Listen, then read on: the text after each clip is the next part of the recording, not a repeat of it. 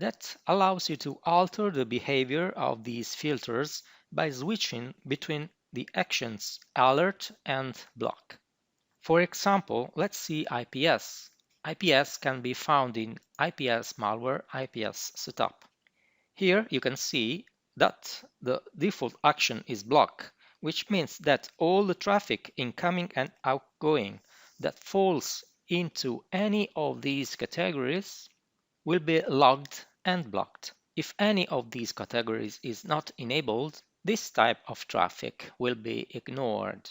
If you disable this option, the protector will still check for this type of traffic, will log it, but will not block it. After enabling or disabling this option, you have to click OK. The same option can be found in IPS malware, anti-malware setup, and in content filter. Traffic statistics can be found in Statistics and Logs, IPS Logs, Advanced Statistics.